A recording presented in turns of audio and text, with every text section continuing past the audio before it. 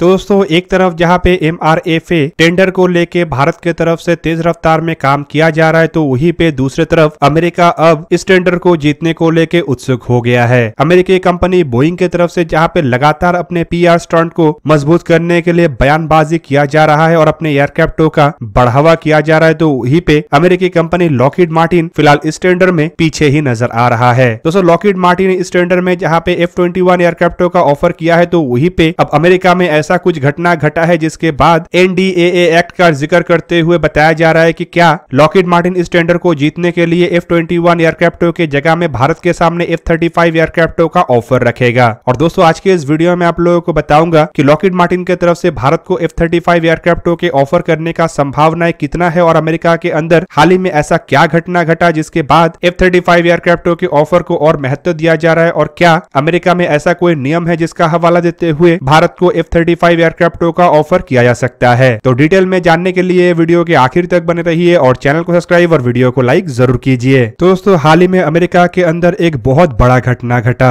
और इस घटना के बाद माना जा रहा है कि अमेरिका के तरफ से शायद भारत के सामने महत्वपूर्ण डिफेंस कॉर्पोरेशन और डिफेंस डीलों को लेके महत्वपूर्ण हथियारों का ऑफर रखा जा सकता है। बेसिकली दोस्तों ये घटना अमेरिकी सेनेट के तरफ से सेनेट आर्म सर्विस के कमेटी के सामने vision of the national defense authorization act के तहत पेश किया गया कुछ ऐसे कॉर्पोरेशन है जिन्हें अमेरिका के द्वारा भारत के साथ आगे बढ़ाने का प्रस्ताव के तहत आगे लाया गया। दोस्तों इनमें इंटेलिजेंट कोलिजन कैपेसिटी से शुरू करके unmanned aerial vehicle, 5G 4th और 5th जनरेशन के एयरक्राफ्ट से शुरू करके ज्वाइंट रिसर्च एंड डेवलपमेंट जैसे क्षेत्र शामिल है। दोस्तों फिलहाल सेनेट के तरफ से पेंटागन के सामने इसे रखते हुए बताया गया है कि इसे लेके जल्द ही इंडिया के साथ एंगेजमेंट को शुरू किया जाए ताकि इमर्जिंग टेक्नोलॉजी, रेडीनेस और लॉजिस्टिक जैसे इश्यूज को आगे बढ़ाया जा सके। और दोस्तों बताया जा रहा है कि इसे लेके 90 दिन के एक समय दिया गया है जिसके बाद लेजिस्लेशन को आगे बढ़ाने का बात को उठाया जाएगा। तो दोस्तों साल 2016 में अमेरिका के तरफ से भारत को मेजर डिफेंस पार्टनर के रूप में डेजिग्नेट किया गया, जबकि इसके बाद साल 2018 में अमेरिका के तरफ से भारत को स्ट्रेटेजिक ट्रेड ऑथराइजेशन टायर 1 मतलब STA 1 का स्टेटस भी दिया गया, जिससे कि भारत अमेरिका के डिपार्टमेंट ऑफ कॉमर्स के अंतर्गत जो वाइड रेंज के मिलिट्री और ड्यूअल यूएस टेक्नोलॉजी है वहां तक लाइसेंस फ्री एक्सेस को हासिल कर पाया। दोस्तों बेसिकली STA 1 के स्टेटस देने के बाद भारत और अमेरिका कई सारी चीजों के ऊपर ज्वाइंटली डेवलपमेंट के प्रोजेक्ट को आगे बढ़ा सकेगा और STA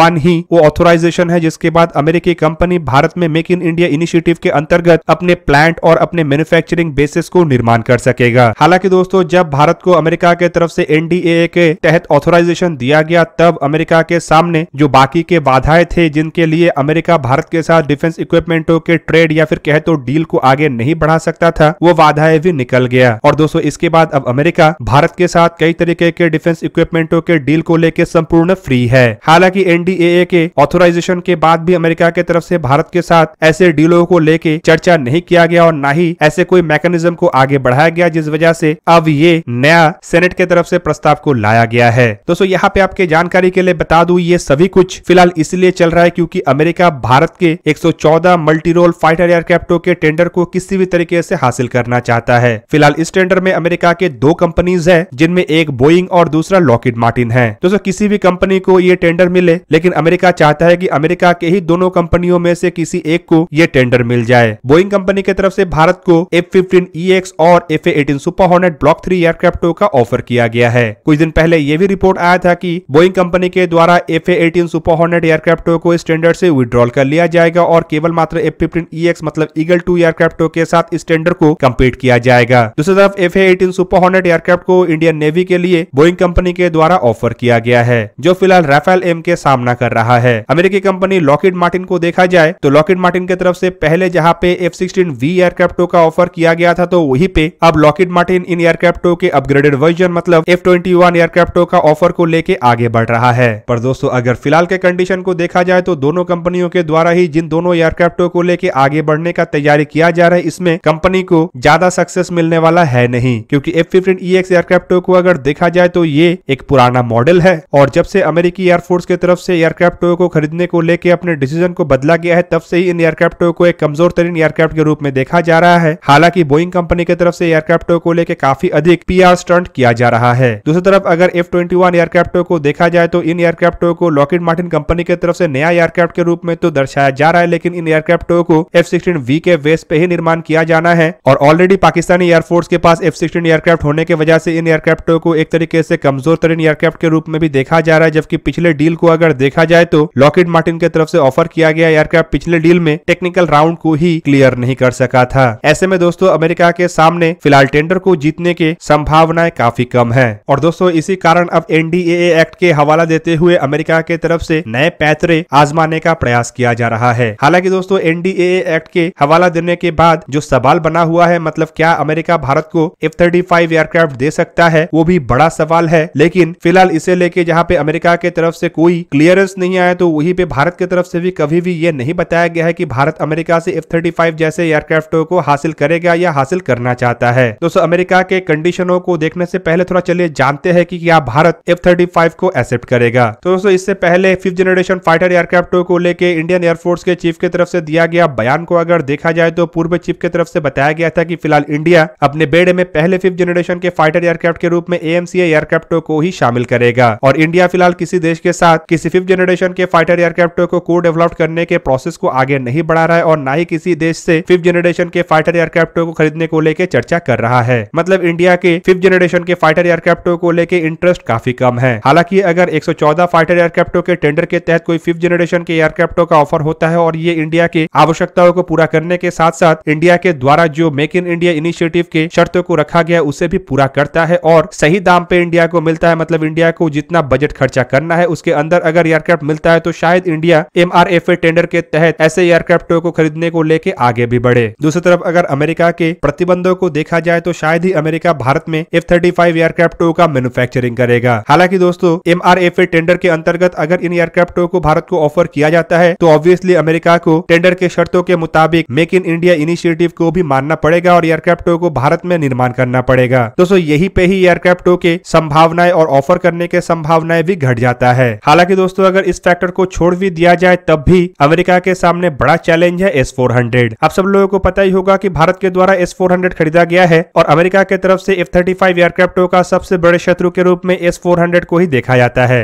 अमेरिका कतई ही नहीं चाहेगा कि जिस देश के पास S-400 हो उस देश के पास F-35 एयरक्राफ्ट भी हो, क्योंकि इससे अमेरिका को डर यह है कि F-35 के जो कैपेबिलिटीज है वो कॉम्प्रोमाइज हो सकता है और रशिया के हाथ में F-35 के कमजोरी लग सकता है। और दोस्तों इसी कारण से ही अमेरिका के द्वारा टर्की को F-35 प्रोजेक्ट से भी बाहर निकाला गया था। दोस्तों भारत की तरफ से रशिया से S-400 सिस्टमों को खरीदा गया है और एक सिस्टम ऑलरेडी भारत में ऑपरेशनल हो चुका है, जबकि दूसरा सिस्टम जल्द ही चाइना के साथ लगे हुए बॉर्डर के नजदीक ऑपरेशनल हो सकता है। ऐसे में किसी भी तरीके से अमेरिका भारत को S-400 से दूर होने के लिए मना नहीं सकता है और भारत भी S-400 से किसी भी कारण से दूर नहीं होगा। मतलब S-400 का फैक्टर अमेरिका के लिए बड़ा चिंता का विषय बना हुआ है और अगर अमेरिका भारत को F-35 एयरक्राफ्टों का ऑफर करने का तैयारी भी करता है तब भी अमेरिका के सामने ये एक बड़ा बाधा रहेगा। दोस्तों यहाँ पे आपके जानकारी के लिए ये भी बता दूं कि हाल ही में S-400 को लेके भारत को वेबर देने का भी चर्चा अमेरिका में हुआ और शायद अमेरिका की तरफ से भारत को वेबर दिया भी जा रहा है, पर ये वेबर कतई रूप में F-35 एयरक्राफ्टों के लिए नहीं होगा, क्योंकि ये अगर होता है तो टर्की के साथ अमेरिका जिस तरीके से F-35 प्रोजेक्ट को खत्म किया है उसके ऊपर भी सवाल बनेगा और कई तरीके से अमेरिका के जो क्लोज तरीन डिफेंस एलाइज है जो अमेरिका से महत्वपूर्ण हथियारों को खरीद रहा है और रशिया से भी हथियारों को खरीदना चाहता है उन्हें भी श्रेय मिलेगा। मतलब सिंपली दोस्तों यहाँ पे NDAA के जो क्लॉज के हवाला देते हुए बातों को उठाया जा रहा है उनमें F-35 एयरक्राफ्टों के संभावनाएं ना के बराबर है, जबकि अगर NDAA एक्ट के तहत भारत के साथ अमेरिका आगे बढ़ता है तो भारत को शायद ही अमेरिका के द्वारा 5th जनरेशन के प्रोजेक्ट में मदद किया जा सकता है, जिनमें एयरक्राफ्टों के इंजन से शुरू करके एयरक्राफ्टों के अन्य कंपोनेंट और एयरक्राफ्टों के डिजाइन से शुरू करके एयरक्राफ्टों के मैन्युफैक्चरिंग तक शामिल हो। पर यहाँ पे अगर देखा जाए तो भारत भी एयरक्राफ्टों के डेवलपमेंट में काफी हद तक आगे बढ़ चुका है और ऐसे मौके में भारत को भी इस तरीके के मदद का आवश्यकता नहीं है। जबकि दूसरी तरफ अगर देखा जाए तो भारत को 5th जनरेशन के एयरक्राफ्टों के लिए इंजनों का जहाँ पे आवश्यकता है तो वहीं पे भारत इंजनों के आवश्यकताओं को पूरा करने के लिए अमेरिका के साथ नहीं बल्कि फ्रांस और ब्रिटेन के साथ चर्चा कर रहा है। मतलब यहाँ पे भारत के 5th जनरेशन के फाइटर एयरक्राफ्टों के प्रोजेक्ट में अमेरिका के मदद का भी संभावनाएं नहीं है, पर शायद NDAA एक्ट के तहत अमेरिका भारत के साथ अन्य सेक्टर में को डेवलपमेंट और को डिजाइन प्रोसेस को आगे बढ़ा सकता है ताकि भारत के साथ अमेरिका के ये रिलेशनशिप और मजबूत हो सके और भारत को अमेरिका से अन्य हथियारों को खरीदने को लेके मनाना अमेरिका के लिए और आसान हो। तो दोस्तों ये था आज का वीडियो। अगर आपको वीडियो अच्छा लगा तो लाइक कीजिए और मेरे चैनल को सब्सक्राइब कीजिए और साथ में बना हुआ बेल आइकन को भी प्रेस कर दीजिए ताकि आप मेरा वीडियो देख पाए सबसे पहले। जय हिंद।